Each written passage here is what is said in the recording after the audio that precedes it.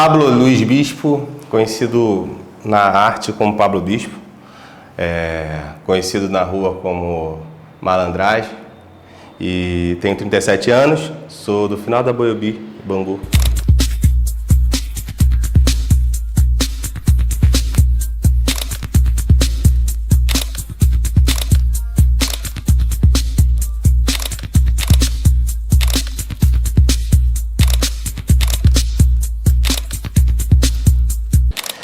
É muito legal você falar isso, que eu venho de um lugar que o artista nem sabe que é artista. Porque eu venho do gueto, venho de um lugar que a gente é desacreditado para entender o que é arte, né? A arte está ao nosso redor, em algumas vezes, seja na rua, num grafite. E eu sempre amei olhar os grafites, os desenhos e tudo mais. Isso sempre fez parte de mim, mas entender que eu poderia ser um artista foi muito mais na frente. Mas ela sempre me abraçou de alguma forma. Seja um desenho animado, seja um teatro de fantoche. E isso sempre tocou meu coração. Mas a primeira vez que eu realmente me encontrei, eu acho que aquilo fez parte da minha infância, foi quando eu ganhei um radinho Discman. E aí tinham 5 opções de rádio, né, um toca-fitas na época, e eu não tinha a condição de ter um fone, né, eu normalmente pegava das minhas primas e tal, quando quebrava, e normalmente o fone quebrava, ele era aquele de aro, aí eu colocava embaixo da cama para dormir. E aí, hoje eu entendo que eu tenho TDAH, né, sou uma pessoa neurodivergente, mas antes eu acabei desenvolvendo essas técnicas sem saber, então eu dormi ouvindo música. E aí a música sempre fez parte de mim, porque por mais que eu gostasse de brincar na rua, de todas as brincadeiras de rua, de pipa, a jogar bola, a bolinha de gude, mas o que eu gostava mais era ficar ouvindo música. E aí eu colocava... meu irmão ia brincar e a gente, vou brincar ele ia brincar 2 horas. Aí na primeira 1 hora eu ficava ouvindo música e aí jogava mais 1 hora com os meninos já cansados para eu me destacar e eu já também ficava ouvindo música um pouquinho. Aí eu já pegava o cansaço deles, metia o gols e 1 hora antes eu estava na concentração, igual o Romário mesmo, pô. Tava tranquilão, só entrava para definir. Mentira, perdia pra caramba e perdia vários topos do meu dedo fazendo isso, mas ao mesmo tempo eu entendi uma coisa muito interessante, porque nessa radinho, que eu acho que eu fiquei... quando você fez a pergunta para mim, eu me imaginei deitado ouvindo música, e era o que eu acho que eu mais fiz na minha vida, assim, quando criança. Eu tinha 5 opções de rádio para definir. E lá onde eu morava, em Bangu, não tinha muitas opções de rádio, não pegava todas as rádios. Então eu pegava umas principais e tal. Então, quando tinha uma música que eu não gostava, eu trocava. Então eu passei minha infância inteira ouvindo rádio. Ouvindo rádios diferentes, do pagode, porque eu sempre gostei, seja do molejo, ou do Claudinho Bochecha, do popular, que é o que a galera ao meu redor ouvia. Mas eu também gostava do jazz da Rádio Mac, porque quando eu ia dormir, eu nem sabia o que era jazz, mas estava tocando chorinho e aquilo me acalmava. Então eu comecei a me abraçar com isso, mesmo sem saber o que era, mesmo sem saber o que eu podia. Eu só fui imaginar que eu podia ser artista com 27 anos, eu tenho 37, então foi bastante tempo para eu segurar aquilo e falar, não, eu quero agora tentar seguir o que abraçava a minha alma quando eu era pequeno. Mas eu nunca tive oportunidade, porque de onde eu vim a gente sempre tem que se diminuir para caber. Não só eu, mas... todo mundo que se identifica com essa fala. Quando eu falo assim, a gente teve que se diminuir para caber, eu acho que várias pessoas com várias dores se identificam, seja do gueto, seja de gênero, seja da dor que for. E aí eu acho que a música foi a primeira arte que me pegou de uma forma que eu me transportei, né? Todas as outras eu me identificava, mas a música eu me transportei. A música eu virei, quando eu ouvi uma música eu ia para um outro lugar fantasioso, ou ia para um lugar de sci-fi, e aí eu falei, cara, isso aqui me leva para um outro lugar. E eu estou em carne, mas a minha imaginação está lá no mundo da fantasia.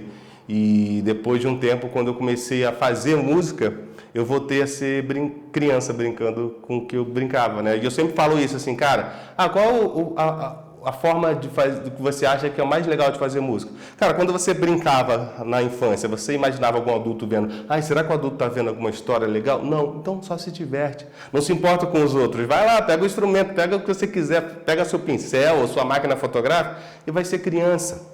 Vai fotografar, vai brincar com o que te vibrava. E eu acho que as nossas artes hoje são fruto disso. Então, hoje eu tenho o privilégio de abraçar minha criança interior, meu adolescente interior, que foi totalmente ferido e com várias barreiras, e ajudar eles a desconstruir isso, e automaticamente acabo ajudando várias outras pessoas com arte, meus amigos, minhas amigas, pessoas que eu não conheço também, mas que, da mesma forma que a música me conectou quando eu era moleque, pequenininho ouvindo, eu tenho certeza que a minha também conectou outros. Então, eu acho que a minha gratidão em ter, por mais que eu tenha vivido uma infância difícil, de formas difíceis, eu acho que essa virada na fase adulta, eu acho que me abraçou. E eu acho que é a energia que eu posso colocar como gratidão para abraçar outras pessoas, outras crianças. Acho que foi quando a Anitta gravou minhas 2 primeiras músicas sem eu esperar, porque eu trabalhava dentro de palhaço de hospital e estava fazendo um trabalho para me encontrar também, porque minha mãe estava passando por um tratamento de câncer na época. E quando a Anitta, ela já era a Anitta, foi no álbum Bang, né, que aí a gente fez Cravo Canela e Essa Mina Louca. E quando ela gravou essas duas, eu entendi que eu podia ser artista, porque ela poderia escolher qualquer um do Brasil, porque ela escolheu um cria que não tinha currículo nenhum. E ela falou, o jeito que você escreve é diferente, e aí falou pro Djalma pra gente fazer mais uma, a gente fez mais uma música, ela gravou, aquela confiança numa artista que já era, mas ela ia ser mais ainda, aí a gente ia ter uma história linda depois de 10 anos juntos, porque essa gratidão que eu tenho com ela, dela ter olhado para mim, mesmo ela poder fazer tudo, isso me fez entender uma coisa que eu não tinha tido essa sensação em 27 anos, que uma pessoa que é cria do gueto de outro lugar, ela me viu como igual, como se fosse uma criança brincando na rua.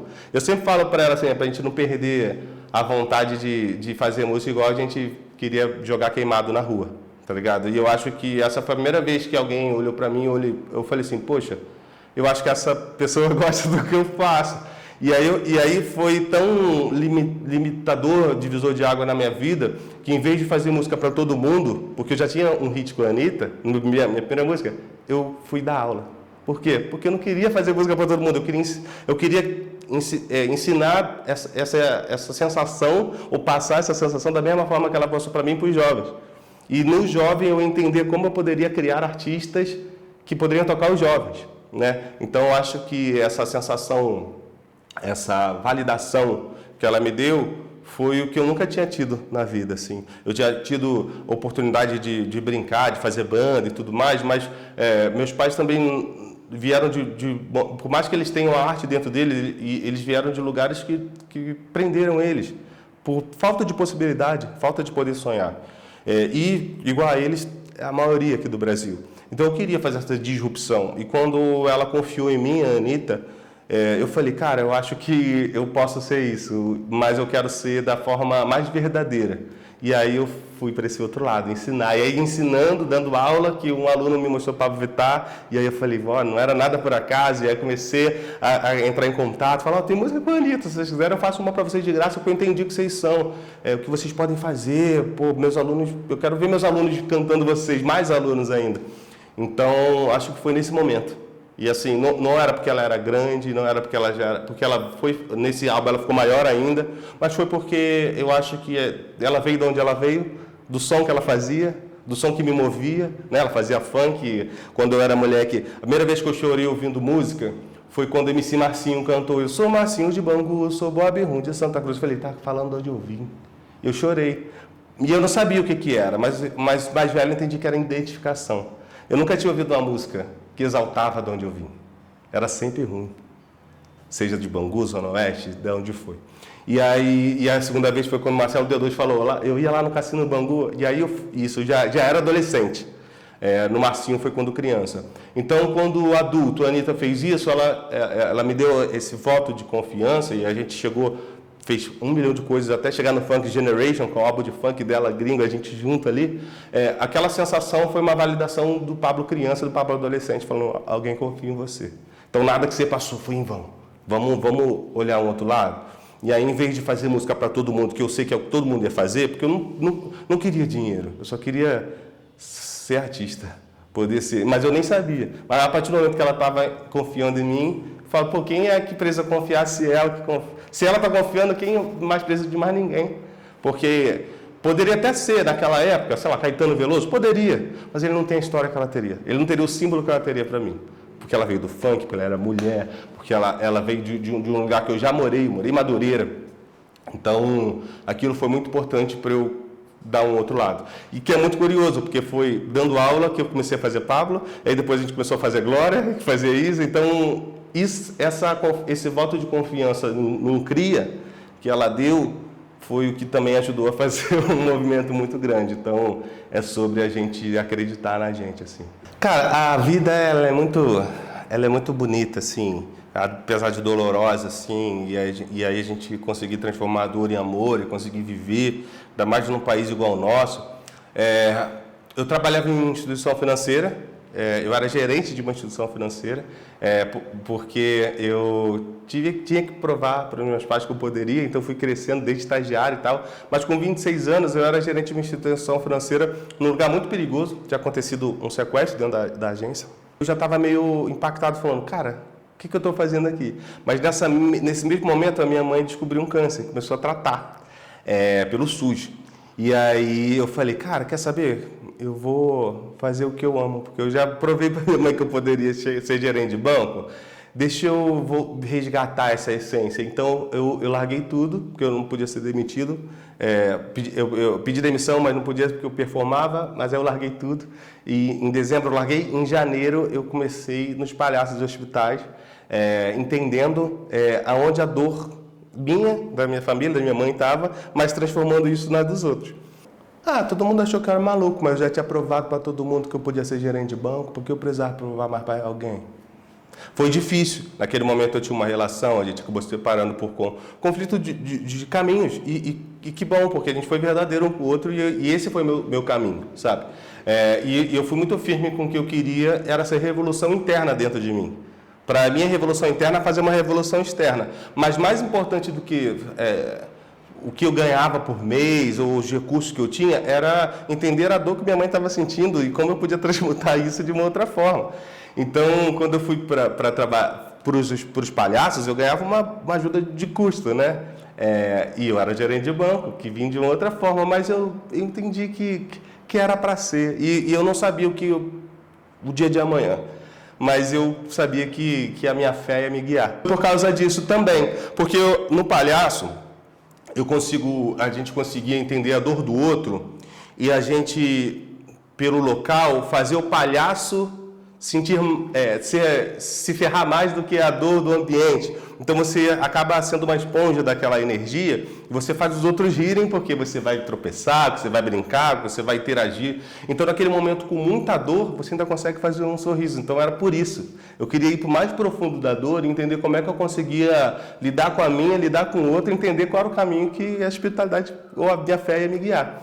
E foi muito curioso, porque nessa mesma época tinha a primeira edição do The Voice e tinha um cara que foi finalista que era aluno da minha mãe. E ele foi visitar a minha mãe porque minha mãe estava com câncer, ele foi visitar a professora dele. E aí quando ele foi visitar a professora dele, ele falou, cara, eu vou entrar numa banda chamada Trio Ternura, você não quer ir lá no show não? E aí eu fui conversar com ele, conversar com a galera da banda, e aí conheci o Djama, que era o vocalista da banda. E esse cara que fez a música comigo, Essa Menina Louca, que cantou com a Anitta. E o Djama me deu essa primeira... Ele falou, você escreve alguma coisa? Eu falei, cara, eu tenho poesia para minha mãe. Minha mãe estava mal, ele... deixa eu ver. Eu mandei a poesia para ele. Posso fazer um refrão? Eu falei, pode, fica à vontade, não tem nada. Ele fez um refrão, ele vai mandar para uma amiga minha, que ela estava fazendo um álbum e tal. E aí eu te falo. Aí ele falou, minha amiga gostou. E ela falou assim, do jeito que vocês escreveram aqui, a gente escreveu, você escreveu, se a gente fizer outra, ela grava no álbum dela. E ela era a Anitta. Eu sabia, mas eu não... Primeiro ele falou Anitta, amiga. Mas aí quando ela aceitou a música, ele falou Anitta. Ele falou, a minha amiga é a Anitta. E ela falou, para ele não queria que eu criasse expectativa. Porque ele já tinha uma música com a Ludmilla. E estava num momento bom. E aí ele falou assim, vamos fazer uma outra, me ajuda a fazer uma para mim, para mandar para ela. E eu, claro, a chance de você cantar com ela, ele era do Vidigal, para mim fazia muito sentido. E eu estava nesse momento de palhaço. Nesse mesmo tempo, eu tinha escrito um livro com as crianças chamado Paralelepípedo, para doar para as crianças dos hospitais. Então, eu estava fazendo uma outra parada. Estava criando um outro lugar. Por quê? Porque eu entendi quando era palhaço que podia fazer mais uma coisa enquanto os palhaços iam embora para a criança, para a família, se interagir e tudo mais. Então eu já estava indo para um outro caminho, eu falei, cara, pô, vou lá, vou com você. E a gente escreveu Essa Mina Louca, que foi a música que hitou, que é ele e o feat da Anitta. Então foi dessa forma, se eu não tivesse largado o banco, ido para o âmago da dor da minha e de muitas pessoas, eu não tivesse escrito um poema com a minha mãe no âmago da dor, e minha mãe não tivesse dado aula para o menino há 20 anos atrás, que depois, coincidentemente, estava no The Voice, ele não tivesse visitado a professora dele, porque é assim que a gente tem com alguns professores da gente, nada disso tinha acontecido. E eu acho que é sobre isso. O fonograma, ele é um pentelho de tudo que a gente construiu, tá ligado? O mais importante do que a música é a história que acontece, por que daquela música. Aquela música tem toda uma jornada de mulheres feridas até crias de comunidade juntos se ajudando. Seja do Vidigal, seja de Bangu, seja de Honório, seja de onde for, sabe? E eu acho que essa vibração que fez eu entender que tipo de música eu queria fazer. E aí eu chamo de artivismo, que é arte com ativismo, tá ligado? A gente conseguia juntar essa energia do Brasil profundo popular em cultura pop, parecendo leve, mas com uma densidade que também ensina, sabe? Ela pode passar batido para quem não está apto para aprender no momento, mas quem está com a espiritualidade, com a energia aberta, ela vai te atravessar, sabe? E eu acho que foi isso. E é muito louco, porque eu não conheceria ela se não fosse por essa sequência de acontecimentos. E depois disso eu fui dar aula. E aí, mais um motivo de todo o rolê acontecer, sabe? Não, minha mãe desencarnou em dezembro do ano passado. E o que é muito curioso também, porque a primeira música que a gente fiz com a Anitta, e a última música que eu fiz que minha mãe viu foi Funk Generation.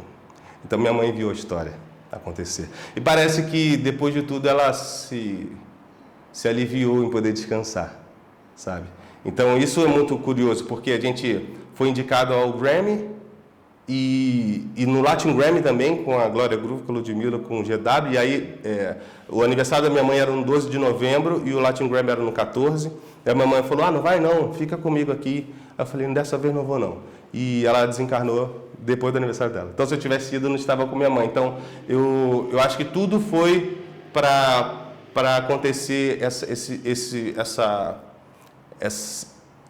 essa virada dentro da minha vida e de muitos amigos e amigas. E é muito curioso, porque para mim a vida, a carne, ninguém viveu eternamente, nem Highlander, nem o Drácula, tá ligado? Isso aí é tudo da fantasia. Na vida real, ninguém viveu para sempre. Mas a gente já conhece vários artistas que já se foram e ainda te tocam, né? Então, as histórias dos meus, das minhas, seja a minha família, seja o artista, a minha mãe vai estar sempre presente quando tocar Cravo e Canela.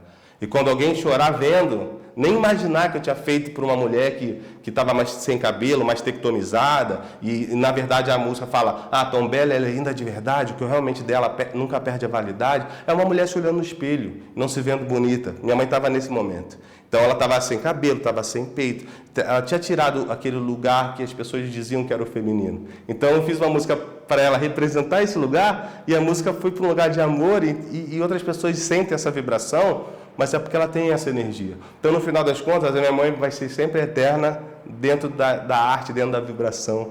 E eu acho que ela ter podido acompanhar e amar Pablo Vittar, amar Glória Groove, amar todo mundo que a gente fez. E eu acho que isso foi um dos grandes amores da minha vida, porque minha mãe também era uma artista, que não pôde ser artista por onde ela veio, pelas coisas que ela sofreu, por ser mulher, sofreu coisas que nenhuma mulher deveria sofrer. Mas ainda assim, eu via que na nossa conquista da música, ela também se via ali. Ela também dançava, ela também brincava com a minha família inteira. Então, eu acho que isso foi uma cura para mim e para todo mundo, assim. E assim, eu nem pergunto muito, como é que aconteceu? Cara, a gente foi vivendo. Eu fui vivendo com a verdade, assim, fui aguentando o processo. Não foi fácil. Nos últimos 10 anos, a minha mãe esteve lutando com câncer todos os 10 anos. Então, todas essas grandes músicas que a galera ouviu a gente fazendo, eu estava, ao mesmo tempo, no estúdio, saindo, perguntando se a químio estava bem, ou a rádio no cérebro. Às vezes eu ia para um estúdio, no dia que minha mãe descobriu que o tumor foi para um outro lugar mais difícil, e a gente, como é que condensa isso? Estou fazendo um funk e eu não estou na mesma energia, mas eu tenho que me entregar, e eu acho que isso tudo me ajudou a chegar nesse lugar com essa maturidade, mas ao mesmo tempo nunca esquecer da minha família, sabe? A minha irmã que trabalha comigo, a meu irmão que está comigo, a minha esposa que faz outro. Então, assim, no final das contas, por mais que a gente estivesse sofrendo algo difícil, é a comunidade e as pessoas que você confia que vão estar com você naquele momento, sabe? Você teve, durante esses 10 anos, algum momento de uma conversa com sua mãe que vocês olharam para a história que estava acontecendo e o que ela aconteceu, né? Da escolha do que ela estava vivendo e da escolha que você tomou de sair do banco e tudo que aconteceu depois.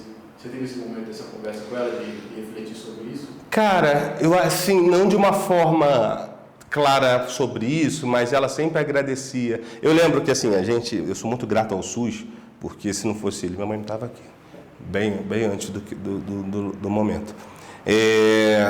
Mas eu lembro que, você lembra, por exemplo, a primeira vez que eu pude pagar um plano de saúde para ela chorou porque no hospital servia chá. Não tinha nada demais, mas servia chá. Então essas nuances, elas me traziam uma gratidão muito maior do que 1000 palavras, tá ligado? E quando ela agradecia, meu filho, às vezes assim, ajudava uma outra pessoa, ou da comunidade, ou da família, que estava passando por dificuldade, ajudava ela, obrigado, meu filho, olha o que você está fazendo. Eu falei, não, mãe, é a gente. Se você não tivesse me falado, eu não tinha ajudado. Então, no caso, é toda a comunidade. Então, ela sempre disse com gestos, sabe? É muito difícil, eu sempre tive muita facilidade em falar, porque eu acho que de onde eu vim, muita gente tem facilidade em sentir, mas dificuldade em falar. Então, eu sempre me entendi como um articulador dos meus e das minhas. E, quem são os seus e as minhas? Os que doem, os que sofrem, os que são feridos. Mas qual dor? Não sei, tira a sua dor, tira a dor dele, a dela. Não é dor? Então a gente vai pela dor. E a gente pega a dor e transforma em amor. Seja ela de gênero, seja ela da sua religião ou ideia, no final das contas a gente está abraçando quem está sendo ferido. E nessa encruzilhada a gente vai transformando isso em amor. E eu acho que nesses 10 anos a minha mãe nunca deixou de mostrar para mim, sabe? A gente efetivamente nunca falou sobre, nossa, lembra quando estava no banco? Mas isso sempre ficou claro no gesto, no sorriso, nas oportunidades de comprar mais simples coisas que ela não podia quando era criança ou mais velha ou adulto. E assim, ela era praticamente uma mãe que cuidava de meus 2 irmãos. Meu pai trabalhava muito também e teve um momento que foi muito difícil ali da família inteira, mas ao mesmo tempo ela sempre, às vezes ela deixava de almoçar para comprar uma esfirra e dividir para 4. Então esses pequenos gestos foram retribuídos para mim, porque eu acho que quando eu comecei a ser artista e entender que além do artista eu também trazia a minha comunidade, né? Se você olhar para a minha arte, você vai ver milhares de pessoas juntos. Porque, para mim, a minha arte é a comunidade. Eu não sei fazer minha arte sozinho. Eu vi até recentemente um compositor falando, eu sei fazer sozinho, mas a música quem cantou a música dele foi outra pessoa. Eu falei, você nem percebeu que você não faz sozinho. Seu ego está ainda muito lá dentro. Porque se você fizer sozinho, é você que está cantando. Não é você que está cantando, é o outro, é outra mulher. Uma mulher de sertanejo grande. Então, eu sempre olhei para a minha comunidade. Eu sempre quis ser um articulador social dos que sofrem, sabe? Não só por eu ter sofrido, mas por ver o sofrimento dos outros que nem estavam tangíveis a mim, porque eu nunca ia chegar naquele lugar ali, da mulher ou do outra pessoa que tem uma outra história da pessoa negra, mas ao mesmo tempo as dores iam juntar a gente para entender como a gente pode amaciar para todo mundo um pouco da vida. Então, eu acho que a minha mãe sempre me ensinou isso, sabe? Eu acho que foi uma coisa não dita, mas que a gente vai trazendo. E hoje eu tenho facilidade em trazer nuances energéticas e fazer em palavra, mas eu vivi com muitas pessoas que tinham dificuldade em falar, mas um gesto você já conseguiria traduzir, né? Às vezes a pessoa quer te pedir desculpa, mas não tem coragem de falar, mas vai fazer um bolo para você. Né? Então, eu acho que ler esses símbolos, essas nuances, sempre foram onde meu coração, minha alma se abraçava, sabe? Mas teve alguma que te marcou, acho que dessa mesmo dia que você fez a primeira música até o dia de hoje? Cara, Pensa em 2 momentos, um dia bom e o dia que foi o mais difícil. Cara, um dia é difícil porque a gente fez coisa com tantos amigos e amigas incríveis e tem tantas histórias que é muito difícil a gente falar de 2 histórias diferentes com pessoas diferentes, porque são várias com muitas pessoas. Então eu vou falar de um artista com 2 histórias, a sombra e a luz daquilo. A primeira vez foi quando a Pablo Vittar, a primeira conversa que eu tive com o Gork, que é o produtor da Pablo, meu irmão, e a gente fez tudo dali desde de K.O., com a Braba, com a Faldinha, com o Zabu, com todo mundo, com o Arthur, e com muitos amigos e amigas.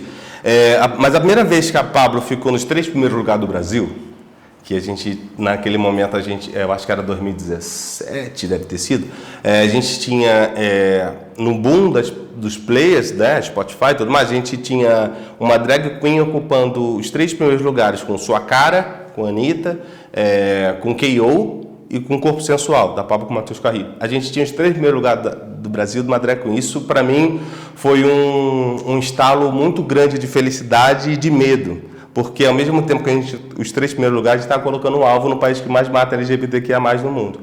Então, esse misto de felicidade, luz e alegria, junto com, caramba, qual é a estratégia que a gente vai fazer? Eu acho que é uma coisa que chega a um êxtase que você nem consegue mensurar, porque em que momento do mundo você imaginaria que uma drag estaria os 3 primeiros lugares dali, no momento que não tinha nada de comprar, não, tudo orgânico, a gente era independente ali, tá ligado?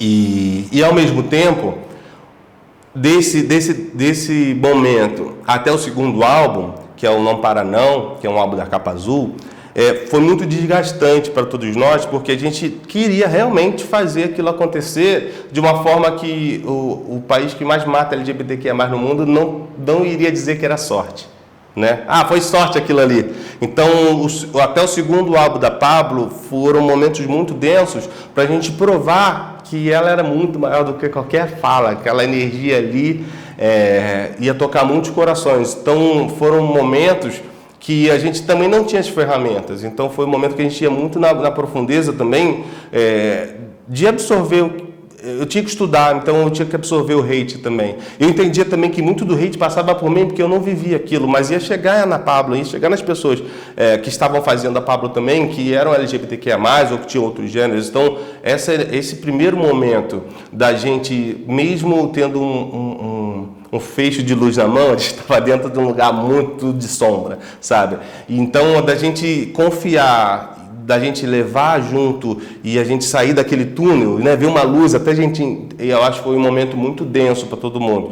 Eu não digo nem triste, mas foi denso porque não tinha, era uma incógnita a cada passo, mas a fé ia guiando a gente, né? E era muito curioso, porque o dia que a gente chegou um momento que a gente discutia muito os produtores, porque a gente estava falando a mesma coisa, mas a gente estava numa exaustão tão grande do que estava acontecendo que era impossível você não absorver o externo, principalmente porque você está criando isso, mas o que a gente queria era mostrar o quão incrível era, não só a Pablo, mas toda a cultura brasileira que pode ser diferente e é verdadeira e que vai movimentar muita gente.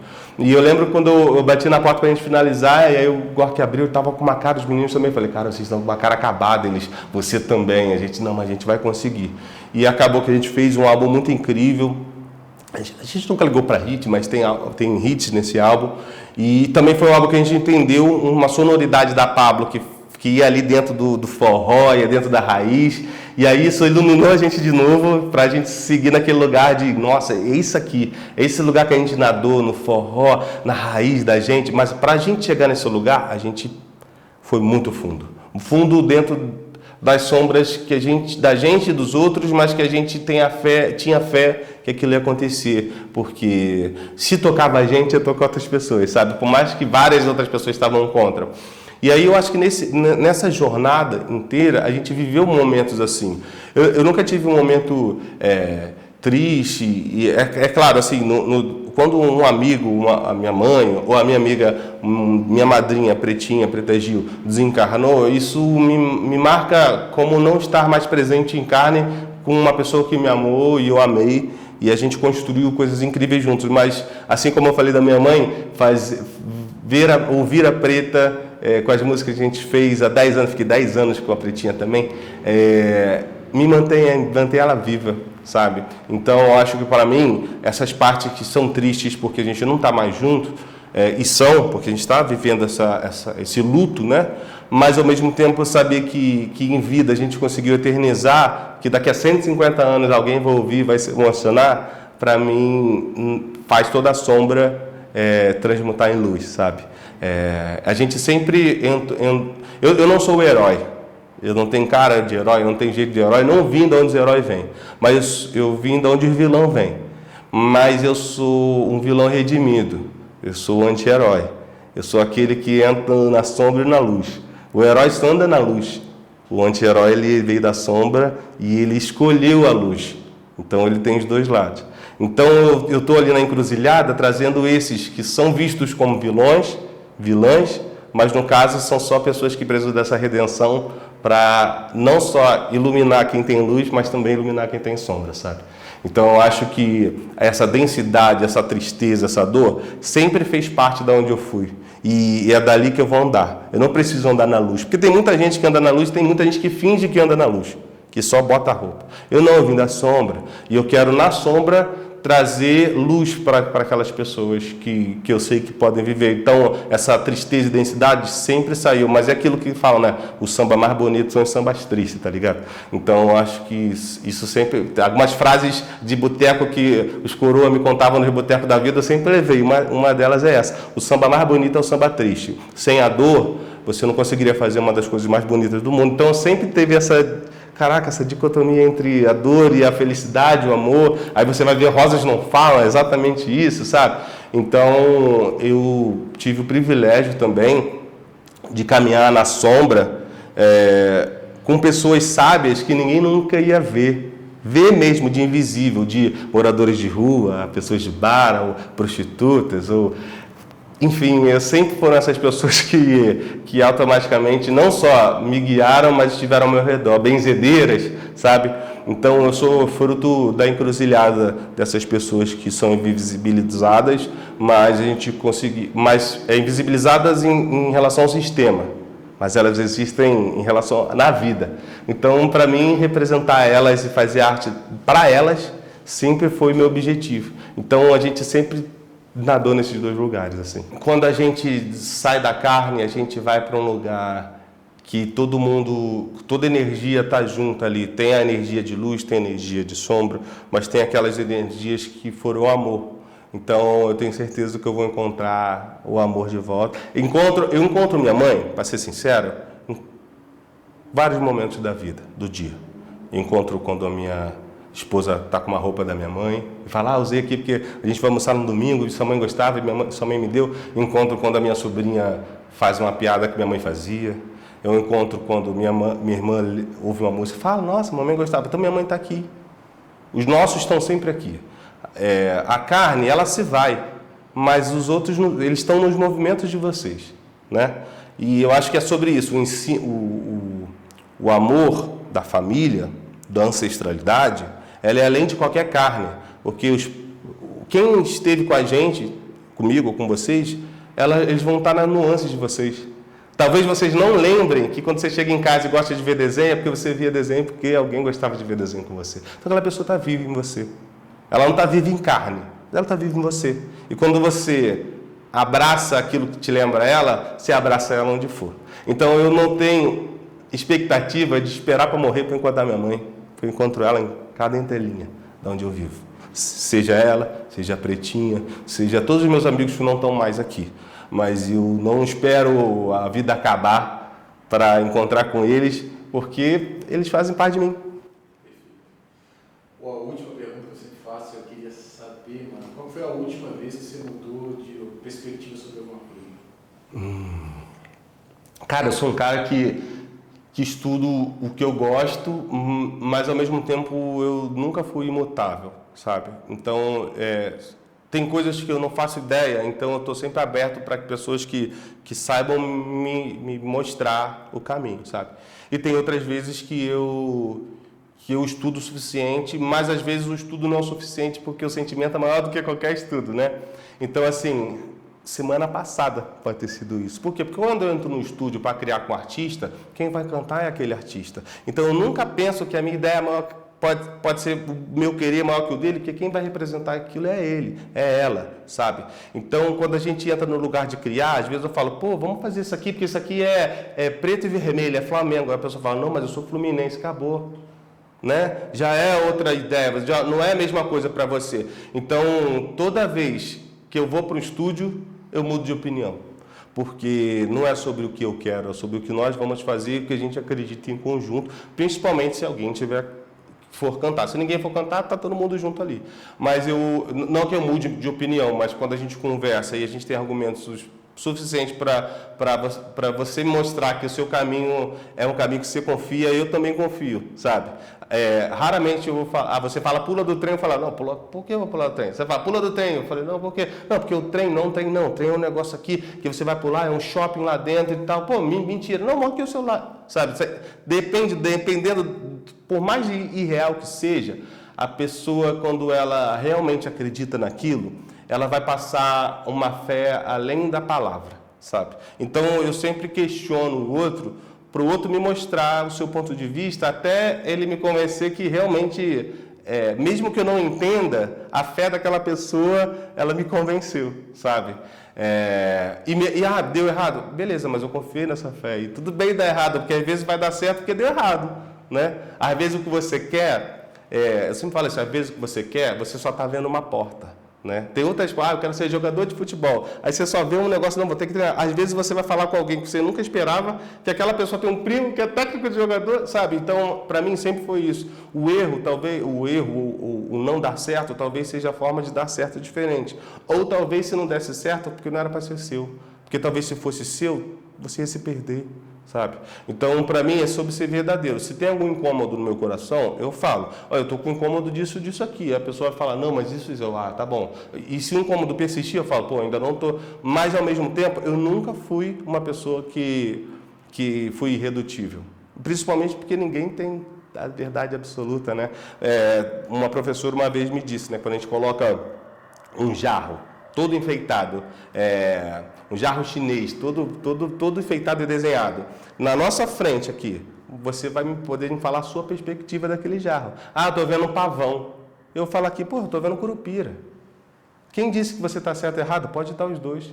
E nem é o curupira, às vezes é um ser de outra cultura, você não sabe, mas então, no final das contas, naquele vaso tem muitas perspectivas. Então, eu nunca fui uma pessoa irredutível, porque eu acho que a gente, nas nossas diferenças, se a gente ainda assim consegue encontrar uma linha em comum, é porque esse é o caminho, tá ligado? Quando a gente fez a Pablo, o Brabo Music, chegou um momento que nós já éramos 5 produtores, com cabeças diferentes. Mas quando a gente encontrava um caminho que todo mundo acreditava, aquele era o caminho em comunhão, sabe? Democrático. Talvez um não estava 100% confiante, mas a comunhão de todos. Eu não estou confiante nesse caminho, mas eu confio em você.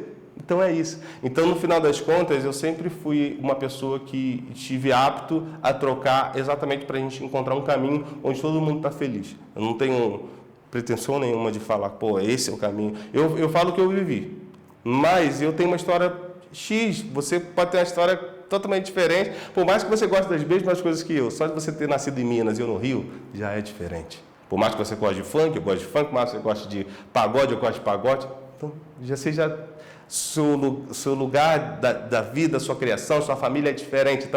Então, quando a gente entra num lugar que a gente se escuta, a gente fala, mas a gente se escuta, é onde a gente se encontra o melhor caminho, sabe? E a gente ter coragem de colocar para fora, de ser verdade, a gente ter coragem de falar, de trocar. Então, assim, eu cheguei num lugar dentro da arte que, por mais que as pessoas achem que na música as pessoas falam e tal, porque as pessoas são mais livres, não, é muito difícil. A galera não tem dificuldade de falar. Não gostei dessa frase, não gostei. O artista, as pessoas não falam. Então, quando a gente chega no lugar que a gente troca, eu acho que mudar de opinião é constância. Não no sentido de você ser volúvel ou volátil, mas no sentido de você estar aberto a entender que pode ter um outro caminho além do seu, sabe? E também entender que você quando você tem que fixar a sua opinião, porque aquilo ali faz sentido para você, ou que isso rompe alguma coisa que você não quer romper ou não acredita. Então, ter firmeza no que você quer, mas também ter coração aberto para a escuta, sabe?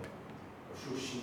É isso. Conhece Xoxin? Não. Xoxin é uma... Eu entendi chatinho. Xoxin é um termo budista que ele fala assim, para você sempre manter a mente de iniciante. Por mais que eu vou te falar uma coisa que você sabe, esteja aberto a ouvir. É isso. Todo mundo é aluno, todo mundo é professor. A coisa mais curiosa para mim, quando eu dava aula, é que eu era mais aluno que meus alunos. Porque quando eu fui dar aula, eu queria entender o que o jovem precisava para eu criar como artista. E foi ali que eu entendi Pablo Vittar. Tinha 3 turmas de 50, tinha 150 alunos.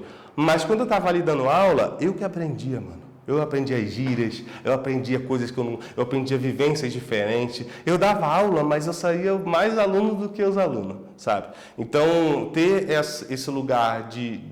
Quando a gente fala da criança interior, a gente vai para esse mesmo lugar. Não da inocência sem olhar o lugar, não, ter a abertura de você poder olhar como iniciante, uma criança, né? A criança é iniciante. Então, eu acho que a gente sempre vai voltar para esse lugar, porque esse é o lugar mais límpido e verdadeiro que você pode ter. Quanto mais a gente vai racionalizando ou levando para o lugar da vida real, mundana, do dia a dia do adulto, aí você vai perdendo as asas que te faziam voar, sabe? Dá para você fazer arte? Dá para fazer arte com tudo, porque arte é tudo, igual a gente falou. Mas, ao mesmo tempo, quando você mantém essa essência do iniciante, da criança, do heresinho que está ali com você, você está aberto. Está aberto para falar, mas para ouvir também. Seja da carne, seja do astral, seja de uma intuição, seja do sopro do vento, tá ligado? Mas quando você tem esse brilho dentro de você, você não se perde no escuro. Eu acho que um dos motivos que fez a gente não se perder, mesmo andando nos lugares mais densos que a gente já entrou, é porque essa luz que guiava nós, é a luz do iniciante. Por mais que nós pareça os sábios, os professores, nós não parece nós é as crianças com barba de mentira pedindo o que é, porque no final das contas o que guiou a gente até agora foi exatamente isso, sabe? Essa luz que brilha no sorriso, no corpo, quando você ouve uma coisa que você acha, caraca, isso é muito ruim, se você riu é porque é bom. Se o seu corpo vibrou é porque é bom, sabe? Então a gente manter essa brincadeira viva, assim, seja na arte, seja para criar, seja no dia a dia, isso que sempre sustentou, mesmo nos dias difíceis, tá ligado?